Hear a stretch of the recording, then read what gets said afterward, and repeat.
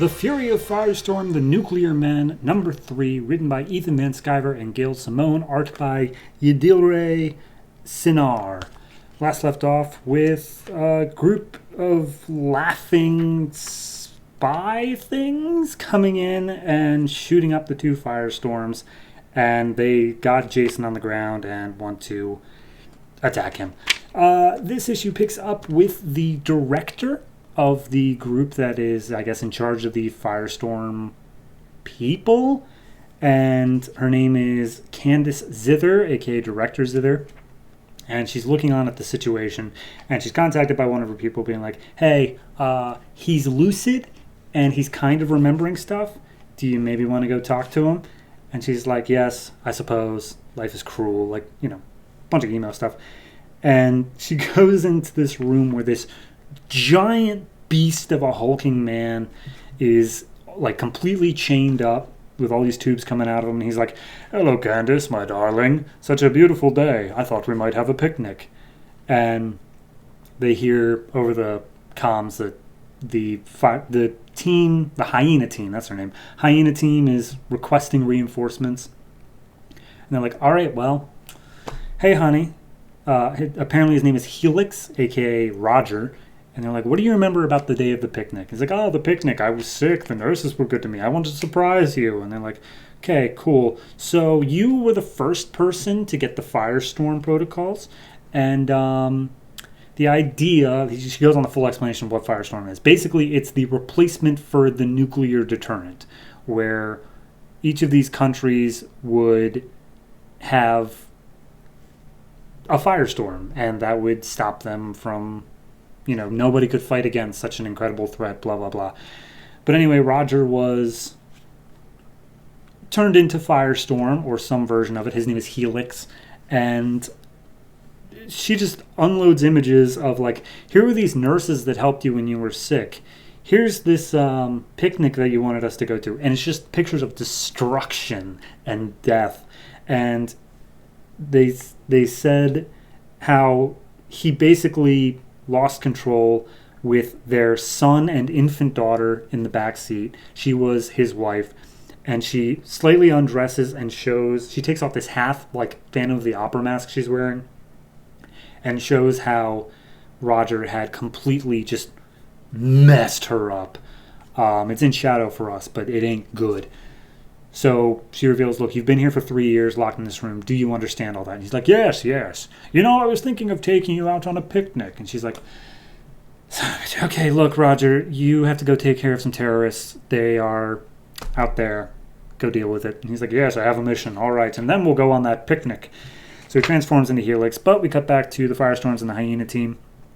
And Ronnie's standing there, flying over top of them, and it's just like, I really don't like Jason, but I also can't let him get shot, so I guess I gotta do the thing that they're asking me to do.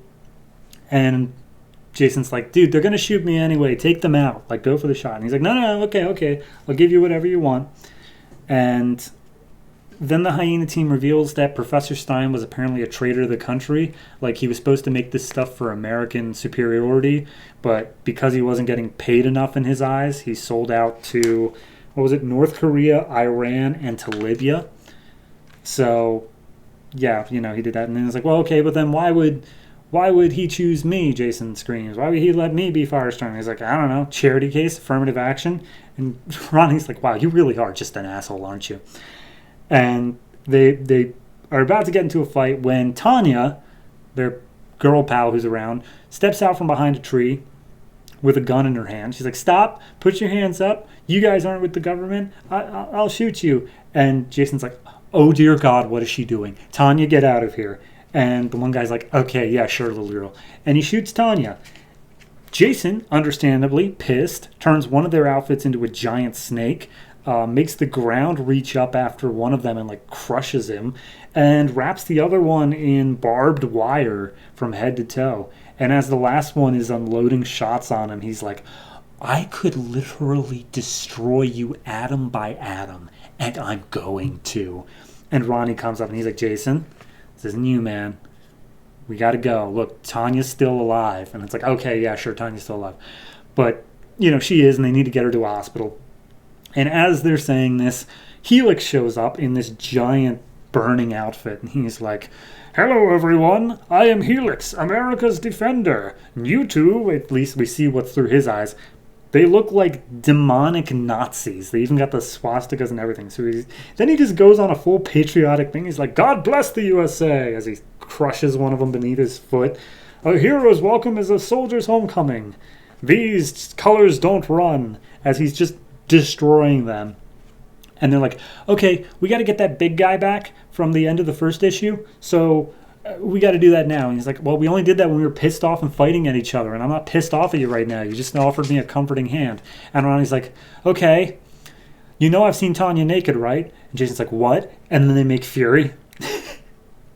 So they're fighting against the Helix, but they're only barely managing to hold their own. And they're just like, "We need to figure out how to control Fury. Do you have any idea how to do it?"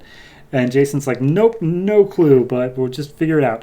So he shouts out into the void as they're getting their asses handed to them, and he makes contact. He's able to control Fury for a second, and he starts just fighting against Helix. He gets some like weird energy ropes wrapped around Helix's neck and just cuts the guy's head off. And as the guy's dying, he's like, "I just wanted a picnic." And he gets his head cut off. And they separate out, and Firestorm's like, did we win? And he's like, I don't think so. I think this was kind of a loss all around. And that's where it basically leaves off. The last page is at a health clinic where the mercenaries from the first issue, the one that like had the blue hand and everything, is being held up, and they've basically overtaken this whole hospital to make sure she gets care. And Zither, now upset that her husband is dead, is like, "No matter what happens, you get these guys. I want you to go and find their parents and make them talk." And he's like, "Oh, it would be my pleasure." As we see the mercenary standing over the body of his girlfriend, I guess. I don't know. I liked this one. I really did. It had some good humor to it. It had some good beats. Helix, I wish they wouldn't have killed him off so quick. He is such like an interesting character of just this hulking behemoth, but he's so patriotic and he's so just not with it either. You could have done a lot with him. I'm hoping he comes back in some way. I doubt it because his head is pretty clean off, but hey, anything's possible with Firestorm, I suppose. I'm going to go ahead and give this one a 6.5. The art's good. The writing, I think, was solid. The only thing I would have cut is basically the whole like hyena gang just being the worst, but I guess that does work in giving Jason a reason to nearly lose himself to killing them. But honestly, this issue shines when it comes to the Helix stuff. I just wish it was more of it.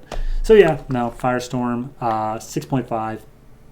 Surprisingly getting better with passing issues, so we'll see how that continues on.